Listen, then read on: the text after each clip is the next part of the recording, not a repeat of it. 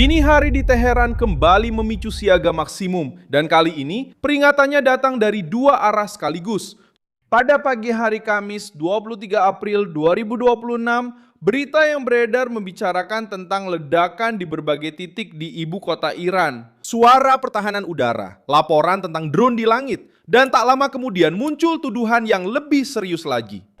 Anggota Basij, pasukan yang terkait dengan Garda Revolusioner Islam, diduga menjadi korban kemungkinan keracunan di sebuah restoran di wilayah metropolitan Teheran. Gambaran yang terbentuk adalah rezim yang tertekan dari luar, terpojok dari dalam, dan semakin rentan di wilayah yang seharusnya mereka kuasai dengan tangan besi. Dan tiba-tiba juga pangeran Iran yang diasingkan, salah satu nama paling terkenal dari oposisi, diserang di Berlin saat meninggalkan konferensi pers. Saya akan segera menceritakan semuanya kepada Anda, tapi sekarang Anda pasti ingin berlangganan saluran ini agar tetap mendapatkan informasi terbaru, informasi secara real time, dengan kualitas jurnalistik terbaik yang pernah ada. Tanda kredibilitas, Milson Alves. Kejutan pertama datang dengan laporan ledakan di ibu kota. Iran International melaporkan bahwa beberapa ledakan terdengar selama dini hari di bagian timur dan barat Teheran dengan penyebutan langsung Pardis di sisi timur.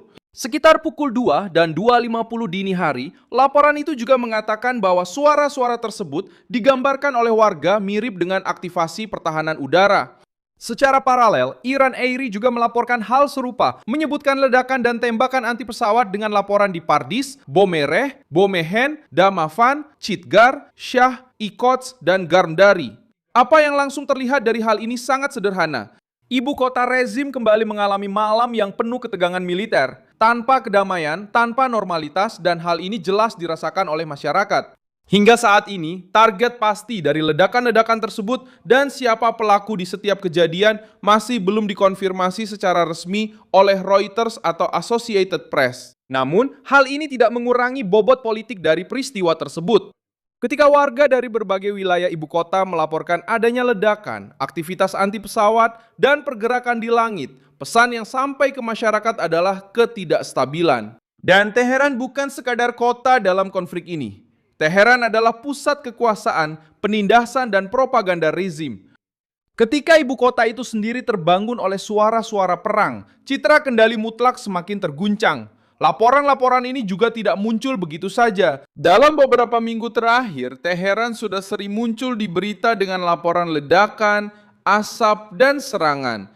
Namun, poin kedua bahkan lebih sensitif. Sementara Teheran mencoba memahami ledakan-ledakan tersebut, tuduhan bahwa anggota Basij telah diracuni di Paranj semakin menguat. Laporan yang menyebar di akun-akun pemantauan dan media sosial itu menyebutkan bahwa lebih dari 100 anggota telah keracunan dan dirawat di rumah sakit, dengan setidaknya 1 orang meninggal. Nama yang paling sering disebut adalah Amir Hossein Mirzai. Laporan ini cepat menyebar karena menyentuh inti dari rezim, pasukan yang digunakan untuk berpatroli di jalanan, menekan protes, mengintimidasi warga sipil, dan melindungi mesin penindasan.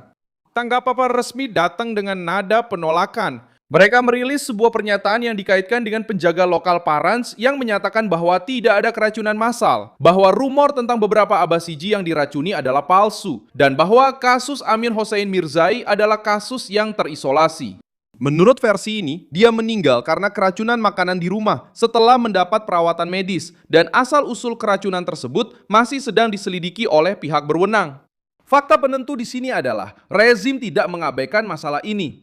Mereka membantah bahwa telah terjadi keracunan massal, tetapi mereka mengkonfirmasi bahwa anggota penting secara resmi meninggal karena keracunan. Ini sudah menunjukkan bahwa ada pergerakan yang sangat mencurigakan di dalam komando. Bobot tuduhan ini menjadi lebih besar lagi ketika kita ingat siapa itu Abasij. Reuters melaporkan pada akhir Maret bahwa Abasij termasuk salah satu alat utama pengendalian internal di Iran.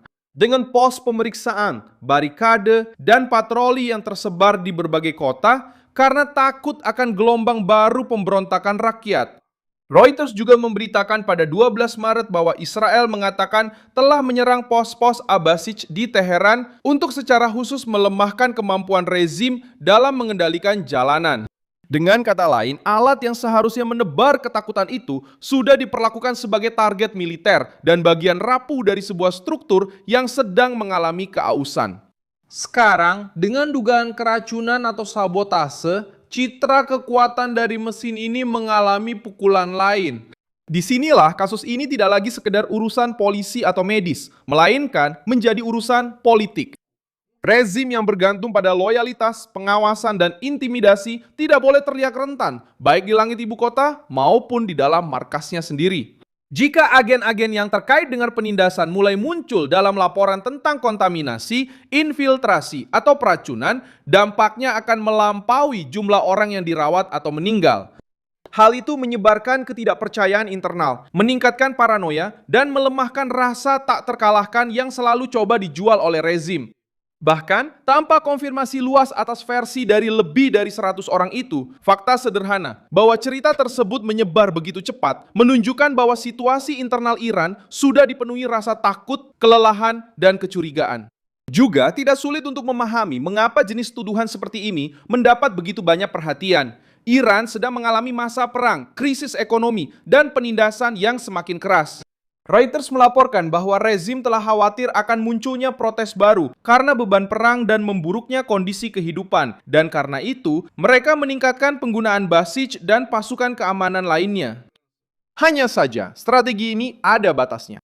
Ketika pemerintah harus memperbanyak pos, meningkatkan patroli, dan memperkuat kehadiran bersenjata untuk mencegah jalanan kembali memanas, itu sudah merupakan tanda kelemahan. Dan ketika di atas semua itu, terjadi ledakan di ibu kota dan muncul rumor tentang peracunan di dalam mesin represif, rasanya tekanan datang dari segala arah. Di akhir adegan utama, muncullah Berlin. Associated Press dan Reuters telah mengonfirmasi bahwa Reza Pahlavi terkena cairan merah saat meninggalkan konferensi pers di ibu kota Jerman setelah mengkritik gencatan senjata dan menuntut ketegasan lebih dari negara-negara Eropa terhadap Teheran. Pelaku penyerangan telah ditahan, dan insiden ini menunjukkan bahwa konflik Iran telah melampaui batas negara. Sementara di dalam Iran, ibu kota mencatat ledakan-ledakan dan aparat represifnya diterpa tuduhan-tuduhan yang mengkhawatirkan. Di luar Iran, oposisi juga mengalami permusuhan dan tekanan di tengah-tengah Eropa. Hal ini memperluas krisis dan menunjukkan bahwa krisis tersebut kini bersifat internal, regional, sekaligus internasional. Pada akhirnya, terjadi lagi dini hari penuh ketegangan militer di Teheran. Ada tuduhan serius tentang kemungkinan peracunan terhadap orang-orang yang terkait dengan Garda Revolusi Islam, serta serangan yang belum pernah terjadi sebelumnya terhadap Reza Pahlavi di Berlin. Dan mengapa hal ini penting? Karena ketika rezim hidup dari penindasan, ketakutan, dan kontrol, setiap ledakan di ibu kota dan setiap kecurigaan di dalam pasukannya sendiri bukan lagi sekedar detail, melainkan menjadi tanda keausan yang mendalam. Beri suka pada video ini, berlanggananlah ke kanal, dan di akhir, lihatlah komentar-komentar agar kamu bisa semakin terlibat dengan komunitas Milson Alves.